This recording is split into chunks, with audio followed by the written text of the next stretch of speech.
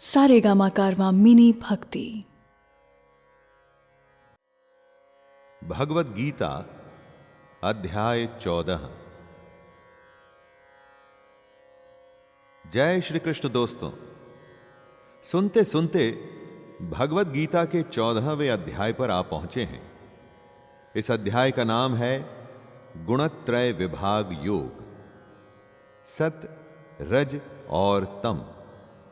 इस दुनिया में ये जो भी खेल हो रहा है ना, सारी राजनीति, सारे रिश्ते, सारा काम धाम, सब इन्हीं तीनों गुणों का कमाल है। और ये बात भगवान श्री कृष्ण अर्जुन को स्वयं बता रहे हैं। मैं शैलेंद्र भारती आपका इस अध्याय में हार्दिक स्वागत करता हूं। आइए प्रारंभ करते हैं भगवत गीता का अध्याय 14, गुणत्रय विभाग योग। श्री भगवानुवाच परं भूयः प्रवक्ष्यामि ज्ञानानं मानमुत्तमं यज्ञात्वा मुनयः सर्वे परां सिद्धिमितो गतः। ज्ञान उस जल धारा की तरह है जो बड़े से बड़े पत्थर पर अपना प्रभाव छोड़ जाता है, लेकिन तभी जब वो निरंतर होता है। ज्ञान की साधना आसान नहीं है, लगे रहना पड़ता है। ऐसा ही कृष्ण इस श्लोक में कह रहे हैं। हे अर्जुन, समस्त ज्ञानों में भी सर्वश्रेष्ठ इस परम ज्ञान को मैं तेरे लिए फिर से कहता हूं। फिर से उस ज्ञान को बताएंगे जिसे जानकर बड़े बड़े ऋषि मुनि सिद्धि को प्राप्त हो गए थे। दोस्तों, कार चलती है लेकिन यह पता नहीं होता कि कहां जाना है। इसका ज्ञान उस ड्राइवर को ही होता है जो उसे चला रहा होता है।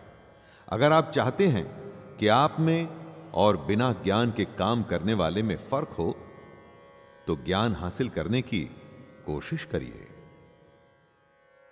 इदं ज्ञानमुपाश्रित्य मम साधर्म्यमागताः सर्गेऽपि नोपजायन्ते प्रलयेन व्यथन्ति च। बार बार कितनी ही बार कृष्ण गीता में दोहरा चुके हैं कि ज्ञान जिसे हासिल हो जाता है वो परम सिद्धि को प्राप्त होता है, जन्म मरण के चक्कर से बच जाता है, मृत्युलोक में उसे नहीं आना पड़ता। अगर इतनी बार कृष्ण ने कहा है तो स्वाभाविक ही है कि यह सबसे बड़ी बात होगी। अपने इस ज्ञान के बारे में बताते हुए कृष्ण कह रहे हैं कि हे अर्जुन, इस ज्ञान में स्थिर होकर वह मनुष्य मेरे जैसे स्वभाव को ही प्राप्त होता है। वह जीव न तो सृष्टि के प्रारंभ में फिर से उत्पन्न होता है और न ही प्रलय के समय कभी व्याकुल होता है। मम योनिर्महद् ब्रह्म तस्मिन् गर्भं दधाम्यहं संभवः सर्वभूतानां ततो भवति भारत। ये जो प्रकृति है इसे ही योनि मानना चाहिए, यानी कि माता। कृष्ण कहते हैं कि 8 तत्वों वाली जड़ प्रकृति ही समस्त वस्तुओं को उत्पन्न करने वाली योनि है। जड़ प्रकृति, इसका अर्थ है जो भी अनकॉन्शियस है। दोस्तों, ये 8 तत्व हैं: जल, अग्नि, वायु, पृथ्वी, आकाश, मन, बुद्धि और अहंकार। और कृष्ण ब्रह्म यानी कि आत्मा को चेतना रूपी बीज की तरह स्थापित करते हैं। चेतना का अर्थ है कॉन्शियसनेस। इस जड़ चेतन के संयोग से ही सभी चर अचर प्राणियों का जन्म संभव होता है। अगर हमसे हमारी कॉन्शियसनेस छीन ली जाए दोस्तों, तो हम निर्जीव हो जाएंगे। जीवित और मृत में यही फर्क होता है। सर्वयोनिषु कौन्तेय मूर्तयः संभवन्ति यः तासां ब्रह्ममहद्यो निरहं बीजप्रदः पिता। कृष्ण कह रहे हैं कि जो भी प्राणी होता है, चाहे भालू हो या शेर, या फिर एक्सटिंक्ट हो चुके डायनासोर हो, या हम और आप, जो भी शरीर धारण करने वाले प्राणी हैं, उनको धारण करने वाली जड़ प्रकृति ही माता है, और कृष्ण ब्रह्म यानी कि आत्मा रूपी बीज को स्थापित करने वाला पिता। प्राणी का जन्म माता और पिता से ही संभव है। जो काया है, शरीर है, बॉडी है, बिना प्राण के वो जड़ प्रकृति है। और जब उस शरीर में प्राण आ जाते हैं, लाइफ आ जाती है, वो तभी संभव होता है जब उसमें आत्मा आती है, और वो आत्मा डालने वाले पिता कृष्ण ही हैं। सत्वं रजस्तमः इति गुणाः प्रकृति संभवाः निबध्नन्ति महाबाहो देहे देहिनमव्ययम्। चेतना आत्मा जड़ प्रकृति से कैसे बंधती है, उसी के बारे में कृष्ण इस श्लोक में बता रहे हैं। प्रकृति गुण 3 तरह के होते हैं: सात्विक गुण, राजसिक गुण और तामसिक गुण। ये तीनों गुण भौतिक प्रकृति से ही उत्पन्न होते हैं। प्रकृति से उत्पन्न तीनों गुणों के कारण ही अविनाशी जीवात्मा शरीर में बंध जाती है। इन 3 गुणों के कारण ही हमारी अविनाशी आत्मा यानी कि इनडिस्ट्रक्टिबल सोल हमारी विनाशी शरीर से बंध जाती है। हमारा शरीर विनाशी है, यानी कि यह नष्ट हो जाने वाला है दोस्तों, लेकिन आत्मा नहीं। आत्मा और शरीर में यही संबंध है। तत्र सत्वं निर्मलत्वात् प्रकाशकमनामयं सुखसंगेन बध्नाति ज्ञानसंगेन चानघ। तीनों गुण एक तरह के बंधन हैं जिससे हमारी आत्मा शरीर से बंधती है। सतोगुण भी एक तरह का बंधन ही है, लेकिन सतोगुण अन्य गुणों की अपेक्षा अधिक शुद्ध होने के कारण पाप कर्मों से जीव को मुक्त करवाता है। मुक्त करके सतोगुण आत्मा को प्रकाशित करने वाला होता है। आत्मा हमारे अंदर ही है, लेकिन अज्ञान की वजह से हम उसे देख नहीं पाते, उसके बारे में जान नहीं पाते। सतोगुण हमको अज्ञान से दूर कर हमारा साक्षात्कार हमारी ही आत्मा से कराता है। क्योंकि सतोगुण भी बंधन ही है, तो इस गुण से जीव सुख और ज्ञान के अंधकार में बंध जाता है। रजोरागात्मकं विद्धि तृष्णा संग समुद्भवं तन्निबध्नाति कौन्तेय कर्म संगेन देहिनम्। जो आपको प्राप्त नहीं, उस वस्तु को प्राप्त करने की कोशिश तृष्णा होती है, और जो प्राप्त हो जाए उससे मोह को आसक्ति कहते हैं। इस श्लोक में कृष्ण रजोगुण के बारे में बता रहे हैं। रजोगुण कामनाओं और लोभ के कारण उत्पन्न होता है। इच्छाओं और लोभ के कारण ही हमारे अंदर रजोगुण आता है। इसी रजोगुण के कारण ही शरीरधारी जीव सकाम कर्मों में बंध जाता है। सकाम कर्म यानी कि कर्म करते हुए फल की अभिलाषा करना। रजोगुण हमें इस फल से बांधता है। कुछ गिनती के लोगों को छोड़ पूरी दुनिया कर्म के फल से बंधी हुई है, और उसकी वजह रजोगुण ही है। तमस्त्वज्ञानजं विद्धि मोहनं सर्वदेहिनां प्रमादालस्य निद्राभिस् तन्निबध्नाति भारत। तमोगुण को समझाते हुए कृष्ण कहते हैं कि शरीर के प्रति मोह के कारण अज्ञान से जो उत्पन्न होता है उसे तमोगुण कहते हैं।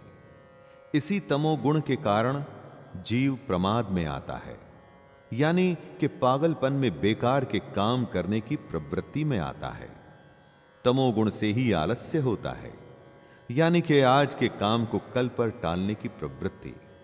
और निद्रा भी तमोगुण का ही लक्षण है।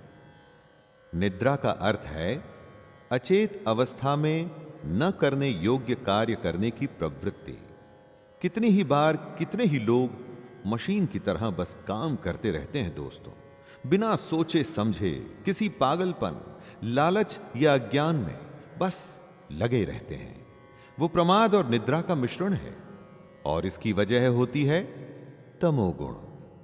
सत्वं सुखे संजयति रजः कर्मणि भारत, ज्ञानमावृत्य तु तमः प्रमादे संजयत्युत।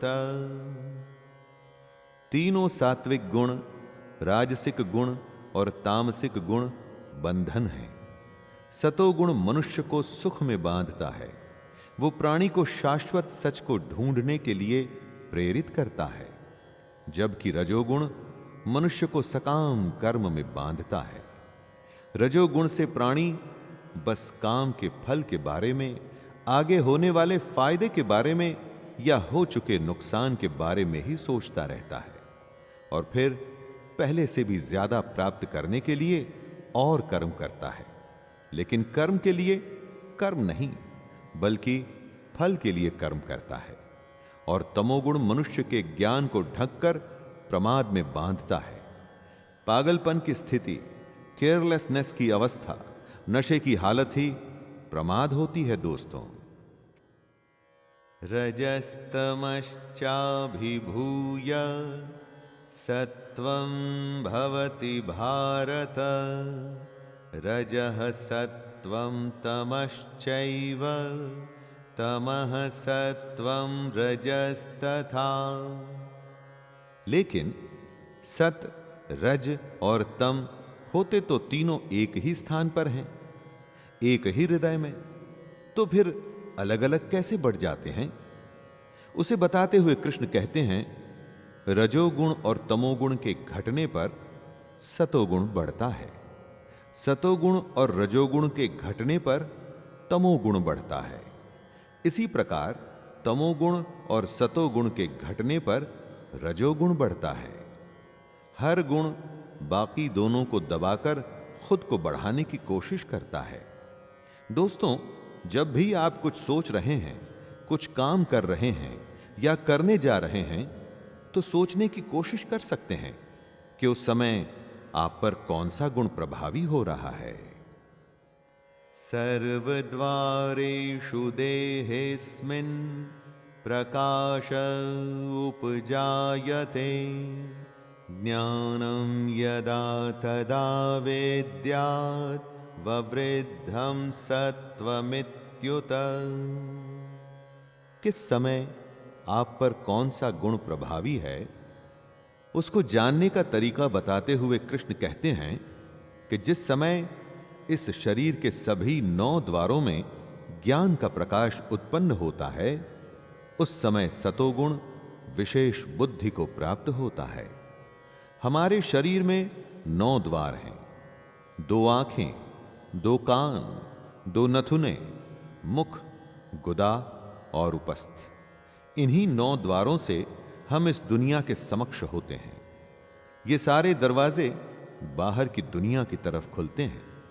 जब इन 9 द्वारों में ज्ञान का प्रकाश आने लगता है, तब ये मान लीजिए कि रजोगुण और तमोगुण को बढ़ाकर सतोगुण बढ़ रहा है। लोभः प्रवृत्तिरारम्भः कर्मणाम् अशमः स्पृहा, रजस्यैतानि जायन्ते विवृद्धे भरतर्षभ। आप काम करते हैं, उसके बाद पैसे आते हैं। उस पैसे से आप अपनी इच्छाओं को पूरा करते हैं। उन इच्छाओं की पूर्ति से आपको आनंद आता है, इसलिए आप और काम करना चाहते हैं ताकि और पैसा आ सके। यही रजोगुण की निशानी है दोस्तों, क्योंकि यहां पर आप काम करने के लिए काम नहीं कर रहे, पैसे से मिल रहे आनंद को बढ़ाने के लिए काम करना चाहते हैं। रजोगुण की वजह से लोभ के उत्पन्न होने के कारण फल की इच्छा से कार्यों को करने की प्रवृत्ति और मन की चंचलता के कारण विषय भोगों को भोगने की अनियंत्रित इच्छा बढ़ने लगती है। अप्रकाशो प्रवृत्तिश्च प्रमादो मोह एव च तमस्येतानि जायन्ते विवृद्धे कुरु नंदन। जब कोई हाथ पर हाथ रख बैठे रहने में ही आनंद पाता है, अपने अज्ञान में खुश रहता है, पागलपन की हालत में आ जाता है या किसी भी मोह की वजह से अपना काम करना छोड़ देता है, तो इसका अर्थ है उसमें तमोगुण बढ़ रहा है। तमोगुण को अत्यंत अविवेक कहा जाता है। विवेक यानी कि सही गलत के बीच में चुनाव करने की क्षमता। जब यह क्षमता एकदम ही खत्म हो जाती है, जब उस प्राणी को समझ ही नहीं आता कि वो जो कर रहा है वो एकदम गलत है और वो बस करता ही चला जाता है, करता ही चला जाता है, तो समझ लीजिए कि वो तमोगुण के वश में है।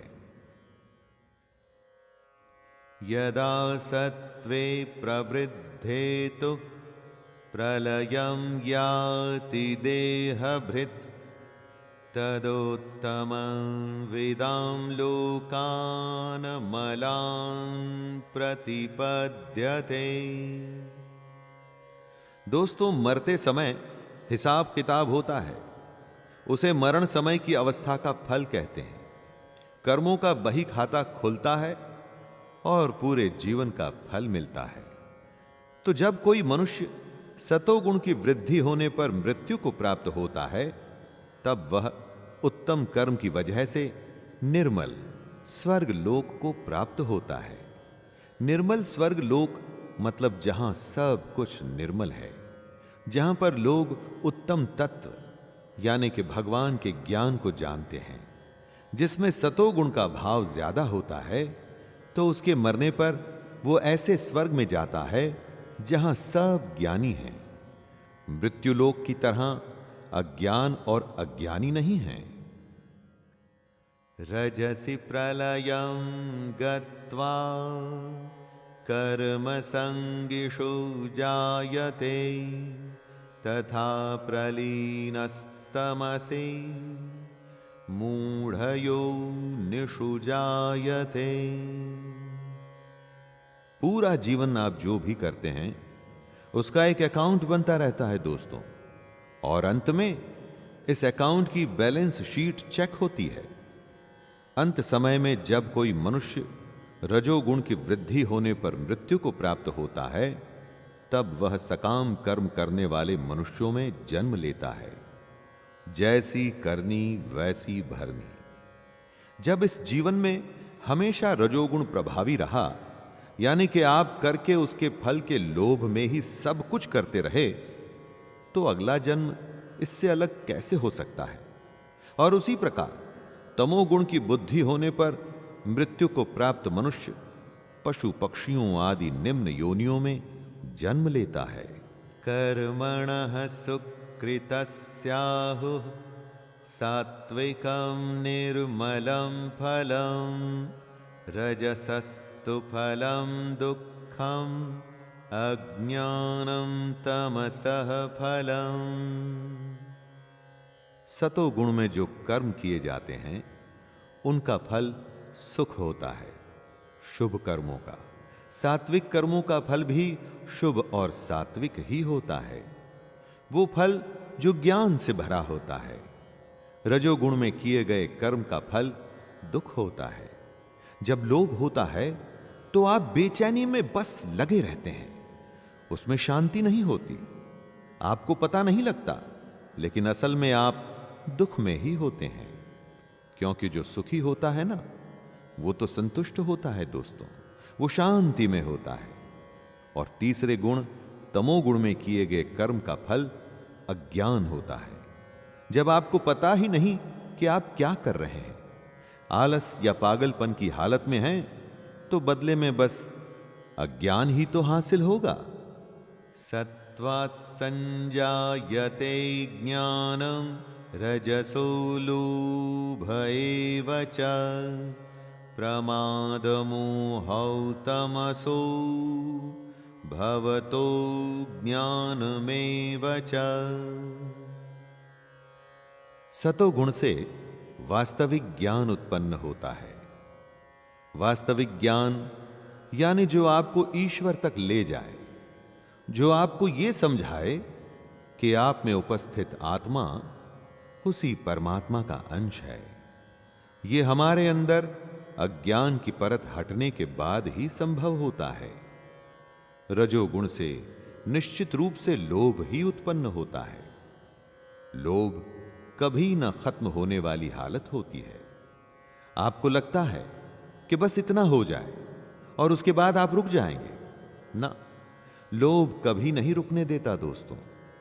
और तमोगुण से निश्चित रूप से प्रमाद, मोह, अज्ञान ही उत्पन्न होता है। इसीलिए तमोगुण तीनों में सबसे बुरी अवस्था होती है। ऊर्ध्वं गच्छन्ति सत्त्वस्था मध्ये तिष्ठन्ति राजसाः जघन्यगुणवृत्तिस्था अधो गच्छन्ति तामसाः। सत, रज और तम तीनों गुण हमको किसी न किसी योनि में भेजते हैं।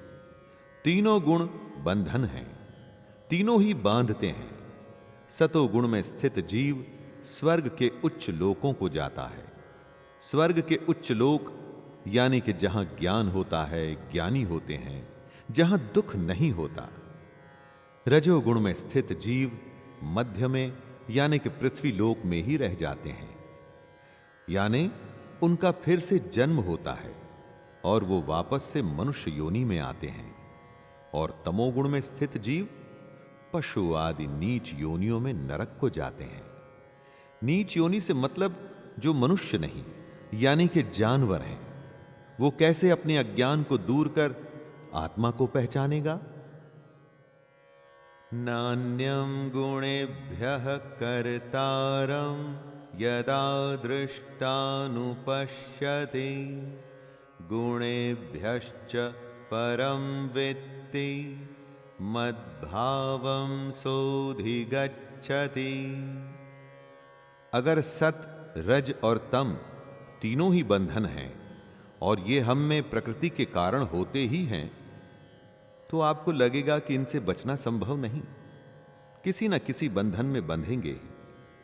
परंतु ऐसा नहीं है दोस्तों।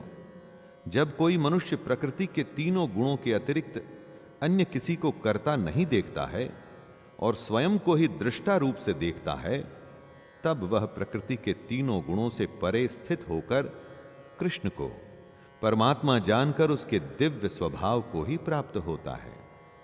आपको लगता है कि करने वाले आप हैं, यही भूल है। करने वाले ये तीनों गुण हैं। जब आप इस बात को समझकर दृष्टा बन अपने इन गुणों को पहचान कर इन्हें देखने लगते हैं, तब आपको ज्ञान की प्राप्ति होती है। गुणानेतानतीत्य त्रिन्देहि देह समुद्भवान् जन्म मृत्यु जरा दुःखैर्विमुक्तो मृतमश्नुते। सत, रज और तम इन नाम के तीनों बंधनों से बचना संभव है। और संभव ही नहीं, यही तो एकमात्र लक्ष्य भी है। जो इस बात को समझ जाते हैं, वो शरीरधारी जीव प्रकृति के इन तीनों गुणों को पार कर जाते हैं। ऐसा होने पर आप बंधन से छूट जाते हैं। जन्म, मृत्यु बुढ़ापा तथा सभी प्रकार के कष्टों से मुक्त होकर इसी जीवन में परम आनंद स्वरूप अमृत का भोग करते हैं। परम आनंद वो आनंद की अवस्था है जो कभी खत्म नहीं होती दोस्तों। बाकी हमारे सांसारिक यानी कि वर्ल्डली प्लेजर बहुत ही थोड़े समय के होते हैं। हैरानी की बात है कि हम सब क्षणिक आनंद के पीछे भागते हैं, परम आनंद के पीछे नहीं। अर्जुन उवाच कैर्लिङ्गस्त्रीन् गुणानेत अनतीतो भवति प्रभो किमाचारः कथं चैतांस्त्रीन् गुणानतिवर्तते। कृष्ण की बातें सुन अर्जुन के मन में प्रश्न आता है और वो पूछता है, हे प्रभु, प्रकृति के तीनों गुणों को पार किया हुआ मनुष्य किन लक्षणों के द्वारा जाना जाता है? जो पुरुष इन तीनों बंधनों से मुक्त हो जाता है तो उसके क्या लक्षण होते हैं? वो किस तरह का आचरण करता है? और सबसे बड़ी बात कि वो मनुष्य प्रकृति के तीनों गुणों को किस प्रकार से पार कर पाता है? ऐसा क्या करना पड़ता है कि जिससे वो इन तीनों बंधन से छूट जाए? हमारा हर काम सत, रज और तम तीनों में से किसी एक से प्रभावित होता ही है, तो फिर हम इनसे बचे कैसे? श्री भगवानुवाच प्रकाशं च प्रवृत्तिं च मोहमेव च पाण्डव न द्वेष्टि संप्रवृत्तानि न निवृत्तानि कांक्षते। कृष्ण कहते हैं, जो मनुष्य इन तीनों में से किसी भी गुण से घृणा नहीं करता और समान भाव रखता है और ना तो उनमें प्रवृत्त ही होता है ना ही उनसे निवृत्त होने की इच्छा ही करता है, वो इन बंधनों से बच जाता है।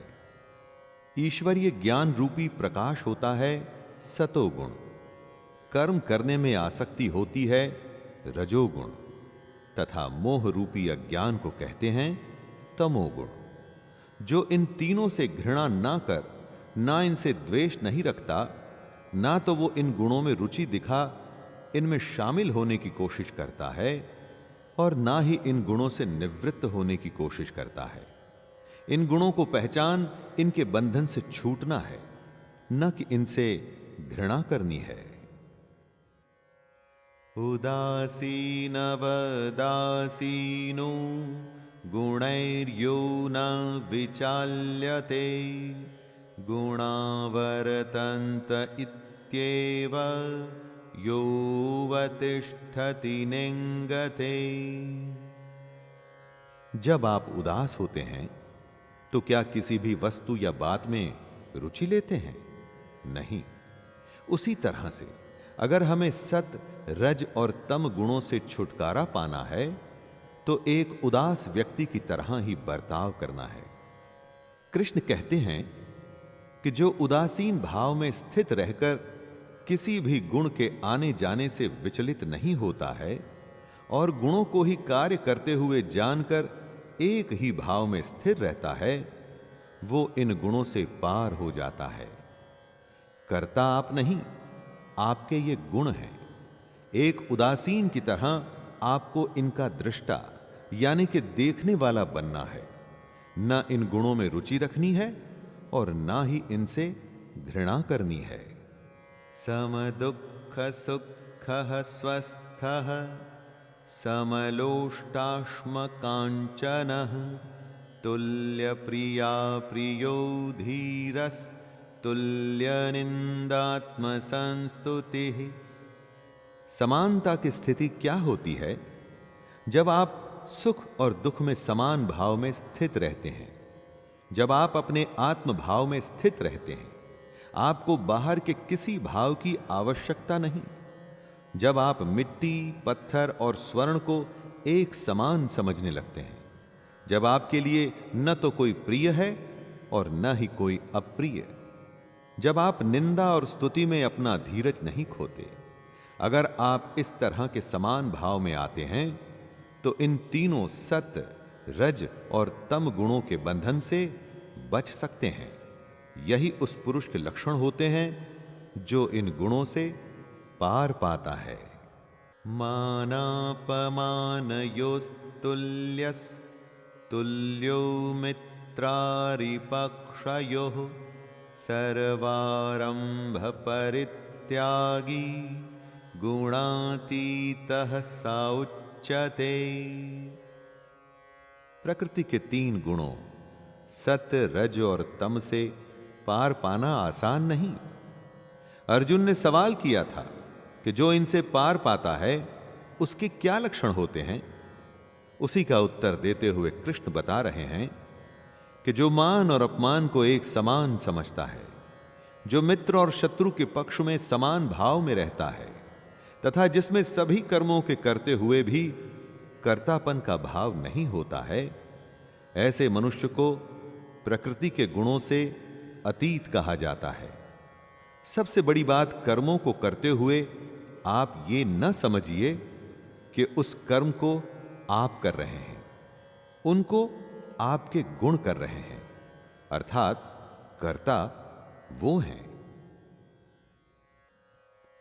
मां च यो व्यभिचारेण भक्ति योगेन सेवते सगुणान् समतीत्येतान्